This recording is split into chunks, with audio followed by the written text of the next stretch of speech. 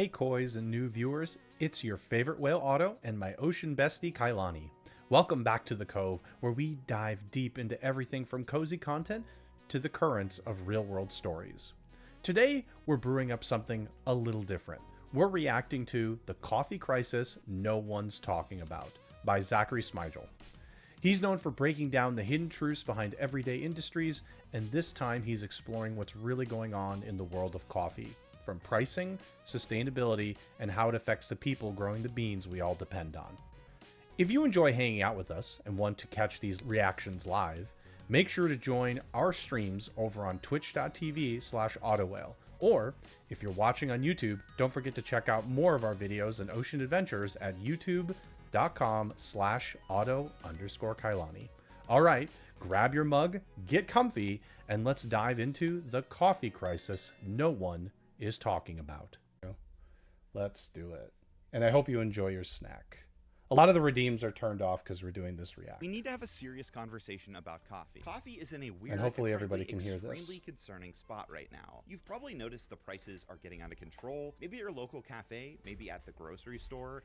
$10 for a cup, $20 for a bag. It's insane. And yeah, we're gonna get to the bottom of that. A little louder, please. I got you.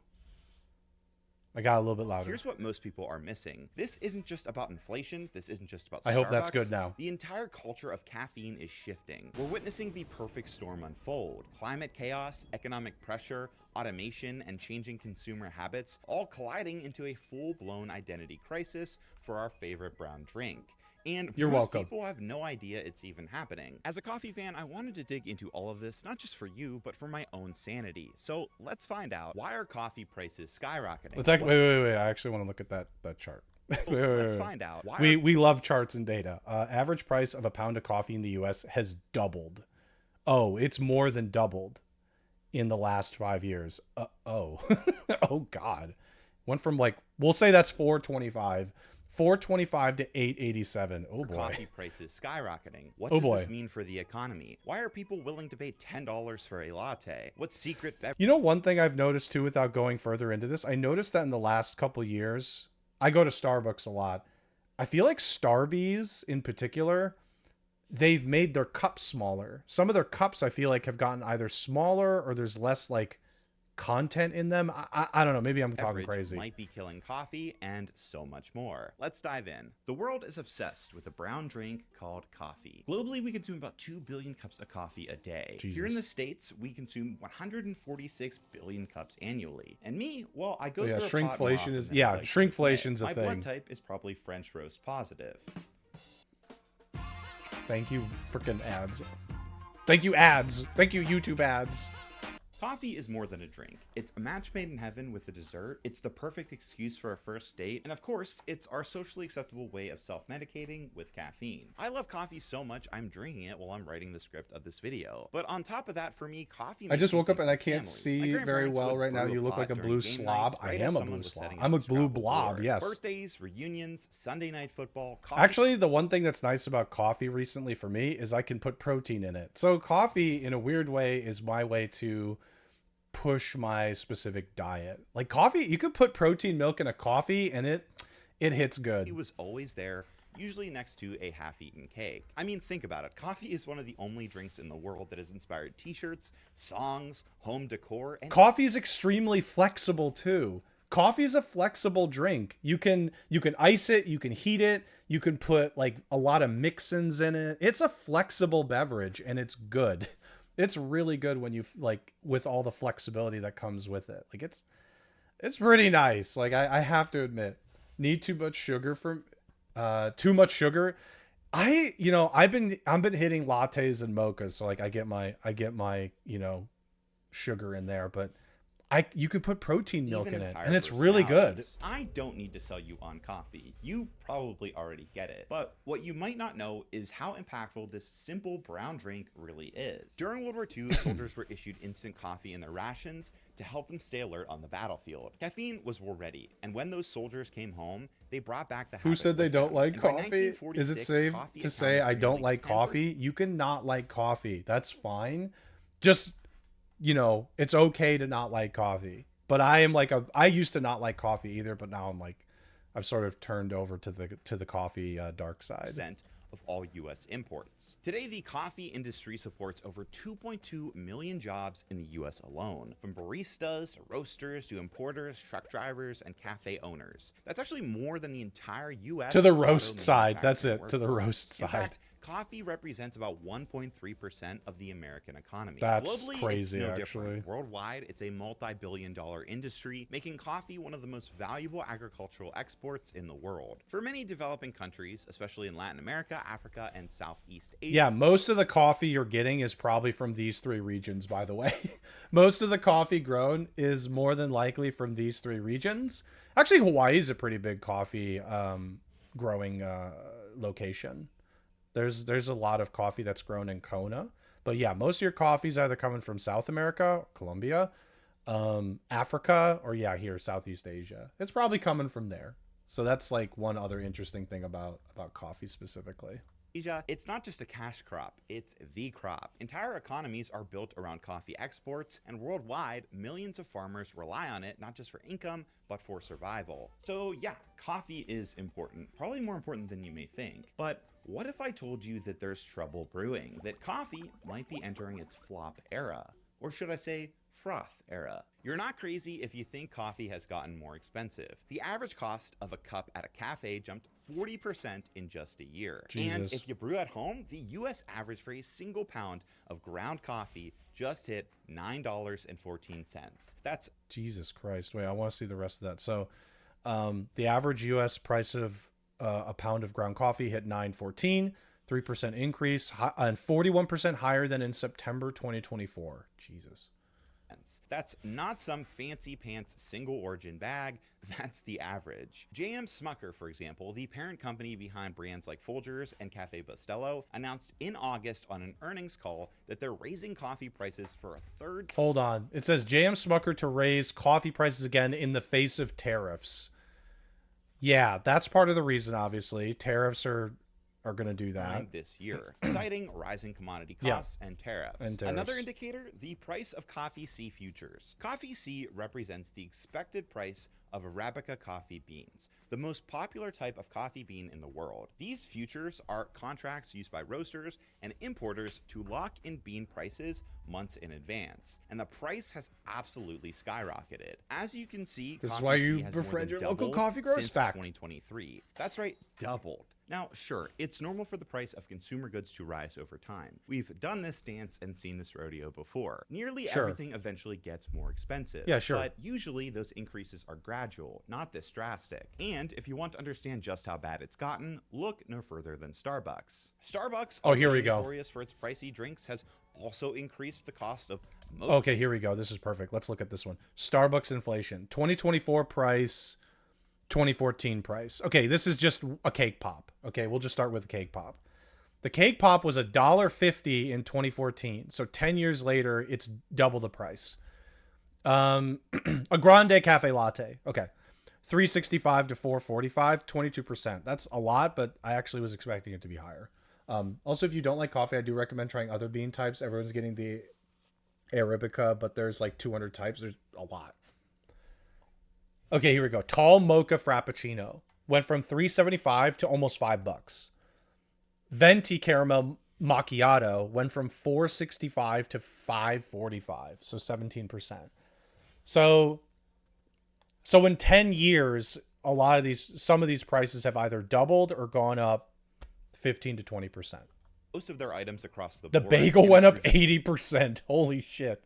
A bagel went up 80%.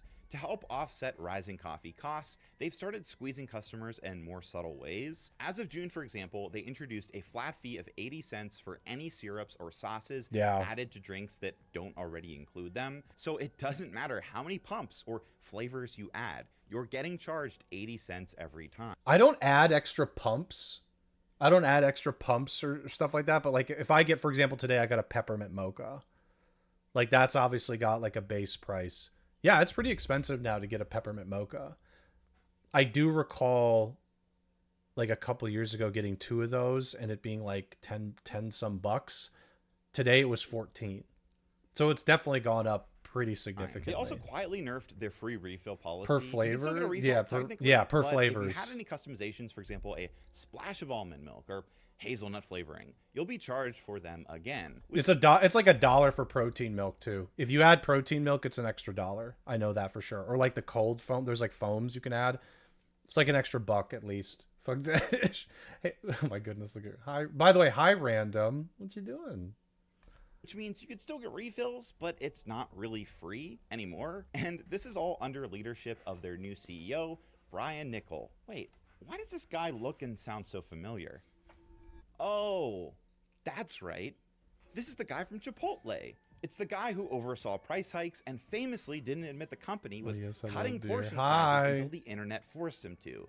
You literally cannot make this up. Oh, it's this guy?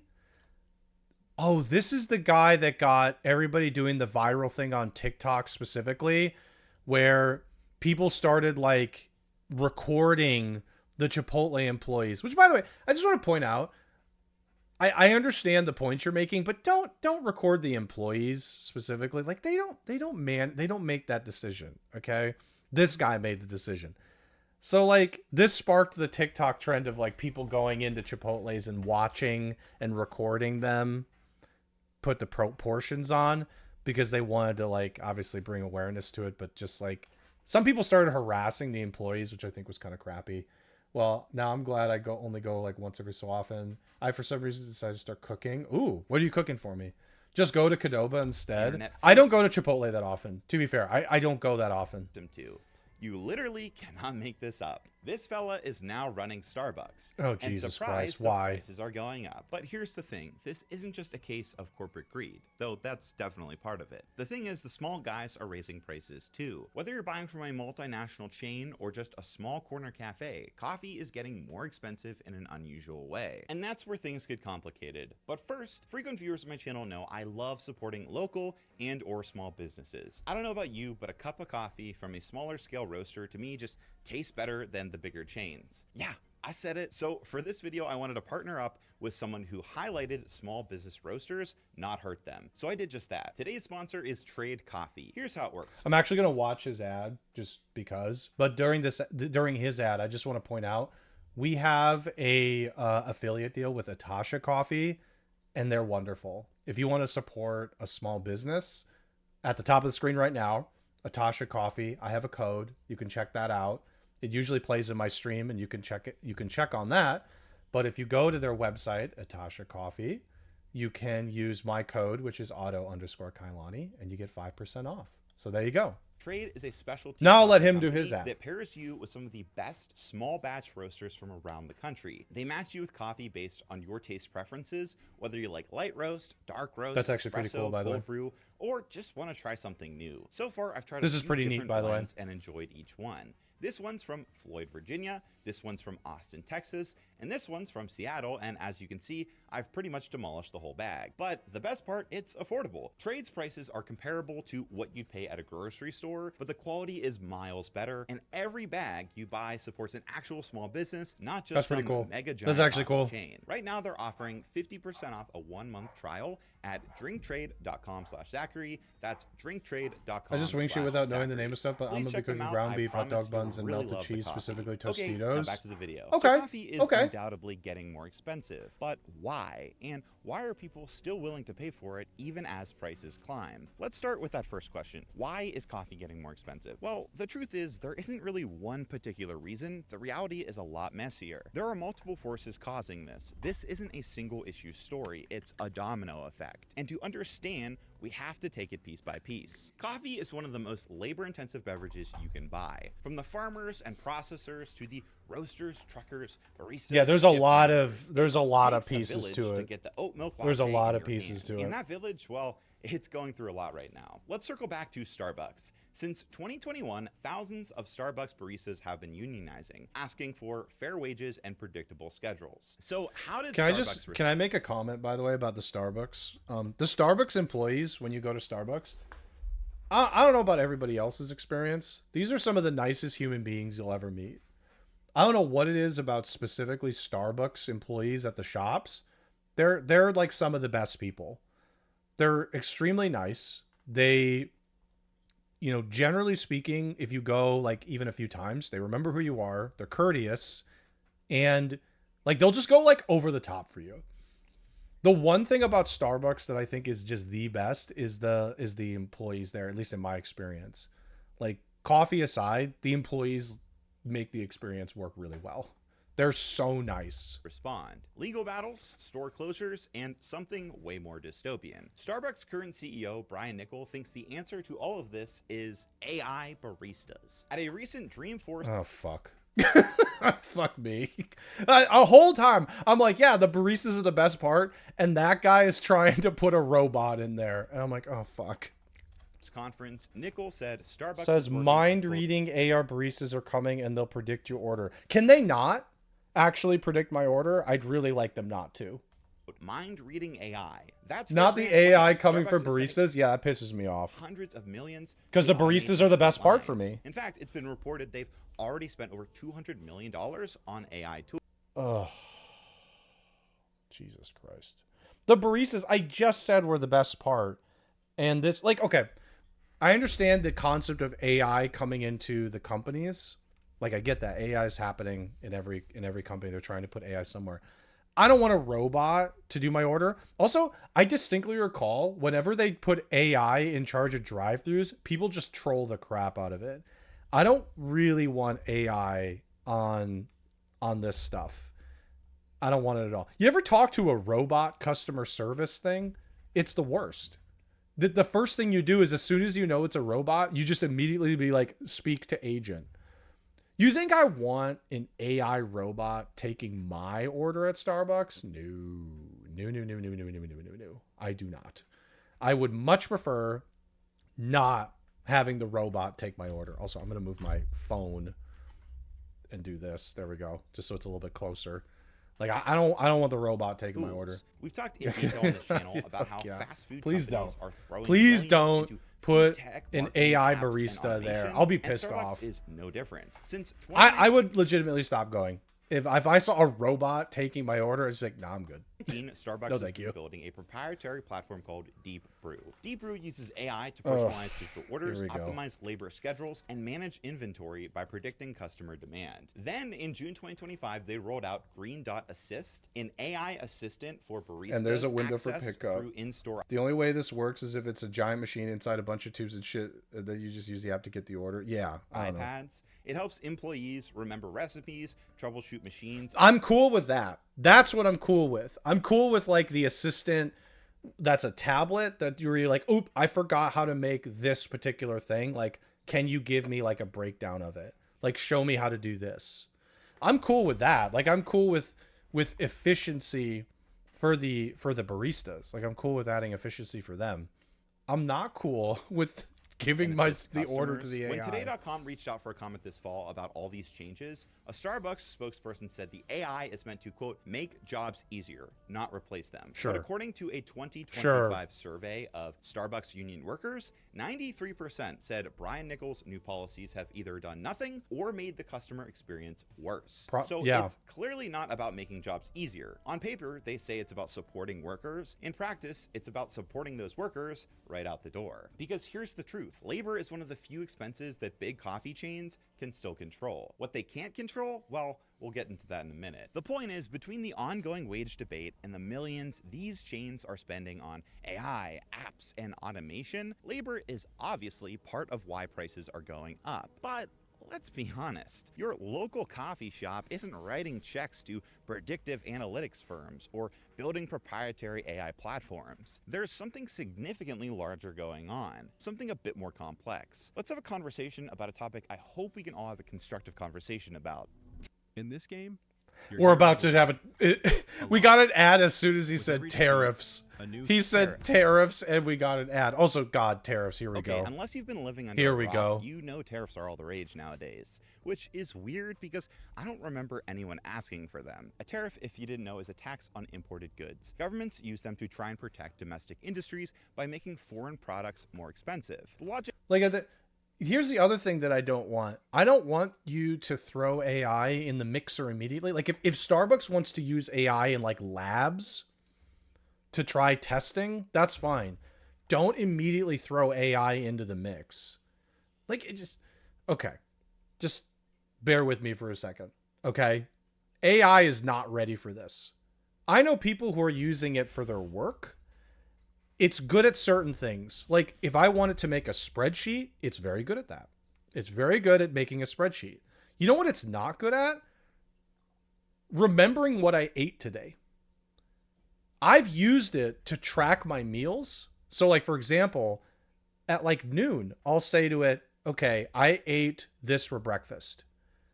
I swear to God, 8 hours later, it fucking forgot what I ate. And I'm like, how? How'd you forget that? It's in our chat history. So, like, I don't, like, it's not ready for this. It literally can't remember my breakfast from 8 hours ago. Did I miss anything? You missed our card opening. You'll have to go into the VOD, Nova. You did miss the card opening. I opened up 3 Kailani cards. That was my highlight for today, among other things. You don't watch the VOD. Watch the VOD. It was pretty quick. The card opening was pretty quick, to be honest. And then I showed off some of my other cards. But like, AI is not ready for this. It needs time. You can test it in labs, but don't put it out immediately. It's not going to work. People will buy. It needs time. In theory, it's meant to boost national production and support local businesses. And in some cases, tariffs can work. But when it comes to coffee, it's a mess. In August 2025, the US placed a 50% tariff on Brazilian coffee, along with additional tariffs on other coffee-producing countries. Thank you for that, by the way. Politicians claimed it would boost domestic coffee production, which sounds nice, except for one tiny detail. America doesn't really. We don't produce coffee.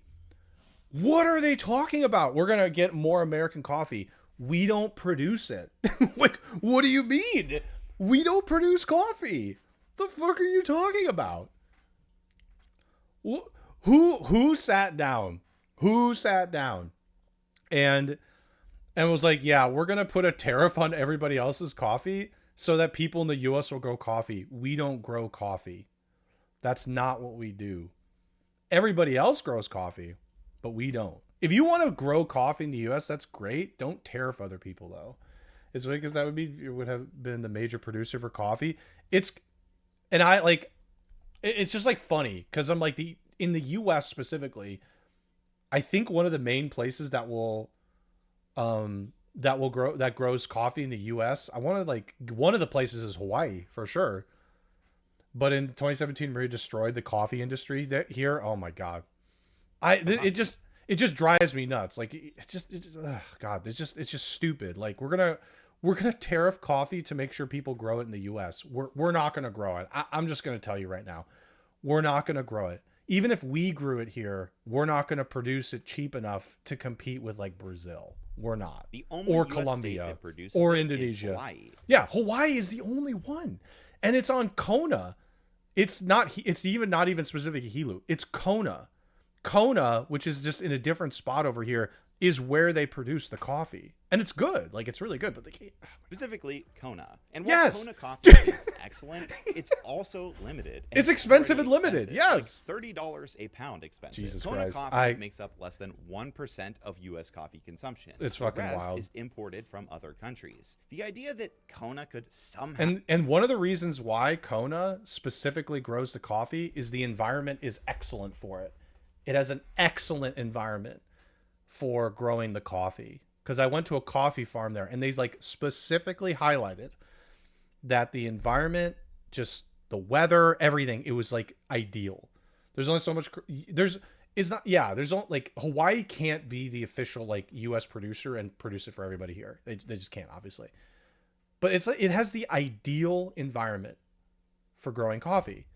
And it just like drives me crazy thinking that we're going to tariff it and grow it somewhere else. Now supply the entire U.S. It's is not a fantasy. Coffee farming requires specific conditions, elevation, rainfall, shade, and a stable climate. And while Hawaii has that in certain microclimates, the land is limited. Yes. And so is the labor. Kona coffee is grown on small, often family-run farms. Yes. Real life isn't like the video game SimCity or Roller Coaster Tycoon. You can't bulldoze a farmer's market to build a 5x5 grid of coffee trees and call it a day. That's not how agriculture or Hawaii works. On top of that, labor costs in Hawaii are dramatically higher than in countries like Brazil or Vietnam. So even if Kona could grow enough coffee beans for everyone in the US, which it can't, the price of that coffee would be completely out of reach for the average American. So what we're left with is a tariff that doesn't protect domestic industry because that industry barely exists. Instead, it just makes the imported coffee, the stuff that 99% of us drink,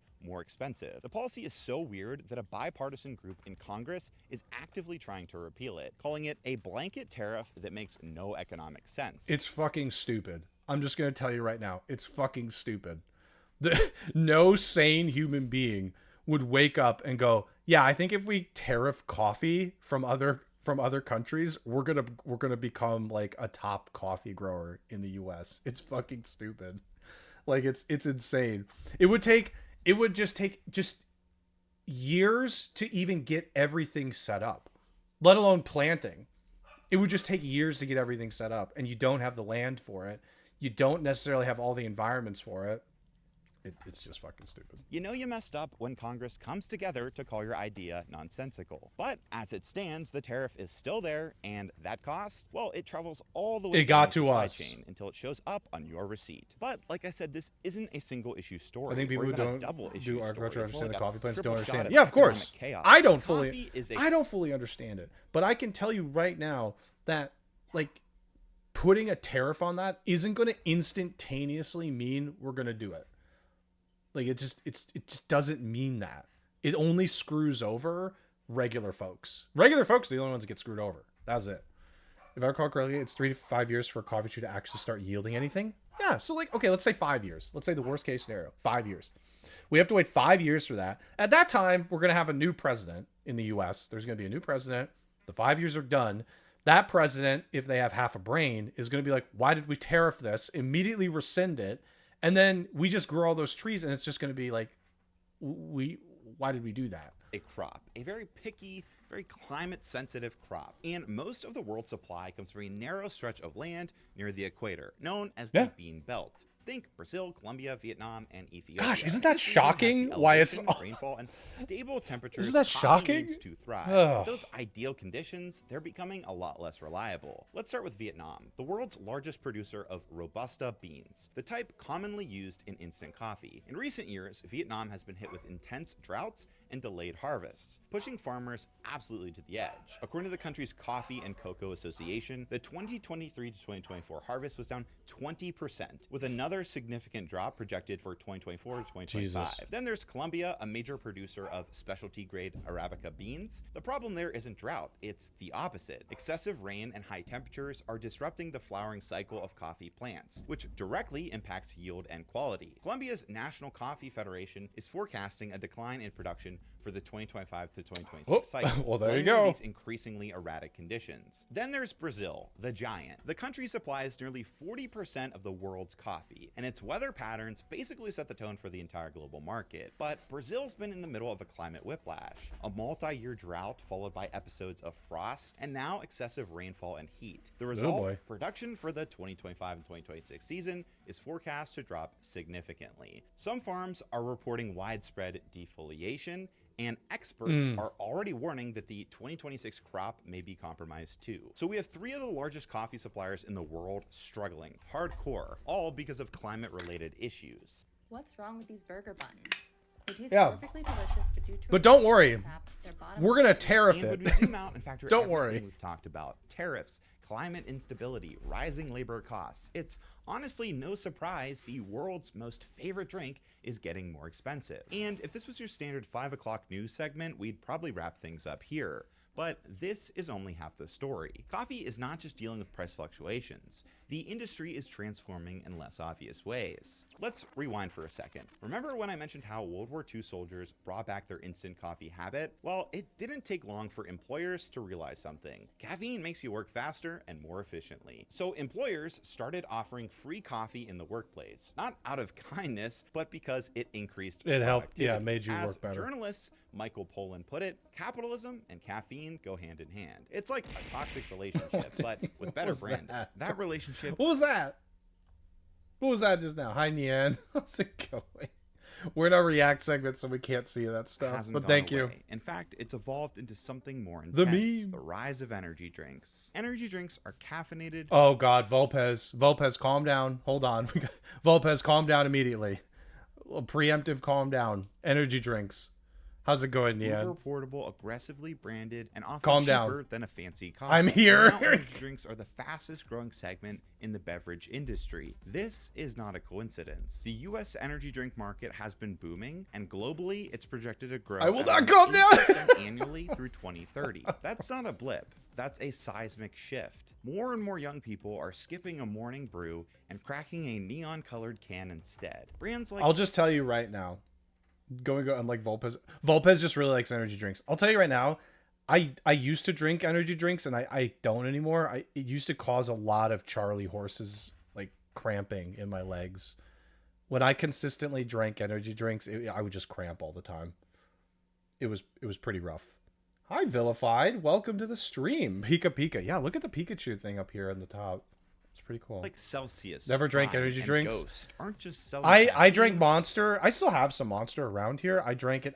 It just caused cramps. They're selling a As though what's lifestyle. working out. Hi, Gamer how's culture, everyone? gym We're good. We're culture, doing some hustle reaction. culture. Who knew crypto? We're reacting to bros, coffee gym rats, video. And gamers could find common ground in reasonably priced caffeine. And as a result, energy drinks are siphoning off it's got a a big protein chunk energy of the coffee drink. crowd. The utilitarians. Let me explain. There are two main types of coffee drinkers. The utilitarians, these are your gas station regulars. They want caffeine fast and cheap. They don't care if it's from beans or Bang Energy. Then you have the identity drinkers. These are your matcha flight samplers, cafe scene loyalists. Yeah, that's They me. That's take me. pride in the vibe. For them, coffee isn't just functional, it's aesthetic, it's the whole thing. And Yeah, that's me on the right, by the way. That's me right here. I go for the vibe. I don't like coffee too. Oh, you don't like coffee, Nian? That's fine. That's fine. That's me too. Yeah. I know some people who just want to pop some caffeine. I get that. That's fine. I drink coffee because it's go fast juice. I mean, it's productivity juice. this divide is You in a Sonic costume? Yes. This is just me in the Sonic, but put a Sonic the costume. market. The utilitarians are drifting more towards energy drinks and budget options. Yeah, because Meanwhile, I think energy drinks are just generally cheaper now. An energy drink, like one energy drink, is just cheaper than coffee. identity drinkers are leaning deeper into quality. The rise of espresso supports this thesis. Like the global energy drink market, espresso is experiencing strong growth, and globally it's projected to grow 4.5% annually through 2034. Makes sense. Espresso consumption is on the rise, not because it's I stronger don't than like coffee, coffee but or because juice. it I feels just don't drink. elevated. I It's just the drink beers and centerpiece apple of freaking latte juice. art, tasting menus, and specialty what about brews. Additionally, what over about the like last few apple, years, like home espresso machines adult are getting apple better cider? and more accessible, which leads Some me to adult one of my cider. profound conclusions. Even though coffee is getting more expensive, it might not matter, because for many people, coffee isn't just a drink, it's a luxury. Coffee is the hill many people are willing to collectively die on. This could attribute to why places like Starbucks are dealing with so many issues. The chain is reportedly closing stores and laying off a wave of workers. Their overall revenue is technically up, but their US comparable store sales are actually down 2%. Marshmallow And here's the killer brownie? That sounds detail. good. That's being driven by a 4% drop in transactions. People are literally walking in the door less. It's like Chipotle all over again. You can I will tell you that I will still, like, again, unless the robot comes in to try and take my order, I'll still go to Starbucks. I'll pay the extra price, but I know it's a luxury. I know it's a luxury. Like, I basically swap between Starbucks and Natasha. Like, if certain seasons, I go to Starbucks. After the seasons, I'll, like, go back to brewing myself. Wubble, I kinda like- dub. I got a pickle in my toes. I don't know where What? I'm at. Who are you all? I need coffee. Who's Hi, Death Riser? I just heard that. Wubble double dub dub. I got a pickle my toes. No, I don't. Yuck. I don't know where I'm at. Who are all you? I need a coffee. True. FTC means fire department coffee. Oh, interesting. Okay, I didn't know that. squeeze customers to boost your revenue. Like, I know But at some coffee's a point- luxury for me to go to like Starbucks, and I do brew my own. but like it depends on Many season. customers are just going to stop showing up. Starbucks finds itself in a weird middle ground. It's not affordable enough to compete with McDonald's, gas Nope. station coffee, or energy drinks, and it's not artisanal enough to compete with indie cafes Right. that have no problem charging a premium for espresso, because for those people, it's an experience. It's Right. a luxury. The whole thing is a bit ironic because personally, I feel like Starbucks helped invent that whole cafe dweller remote worker vibe, but like with everything did. hipsters hate, it became too popular. It became too commercialized. So now Starbucks isn't cool anymore. Pounding an energy drink or supporting a local coffee shop is. So where does that leave us? Well, if you're like me, you probably don't fit into either category. You're not a utilitarian and you're not an identity drinker. You're just an average Joe who wants a reasonably priced, delicious cup of coffee. But the thing is, that doesn't matter. Something I learned really fast in business school is that companies love market segmentation. Like, they're obsessed with it. Everyone needs to be given a buyer persona and shoved into a category. I'm They dead do. serious. If you've never heard of market segmentation, it's exactly what it sounds like. That's exactly what happens. You get basically what companies do, even like small companies and startups, is they develop personas, and they develop a persona actually built on a like what would be a real person. They'll actually give the person a name, because I've done this. I've done this before in school, and then I did it at work. Is I would create personas, and then we would model the persona after a person, and we would essentially create a person, give them like a whole identity, like right down to what their habits are, like do they have a family, or are they a single person? Like the persona work is exactly what you do to try and develop a market segment and figure out what you're doing.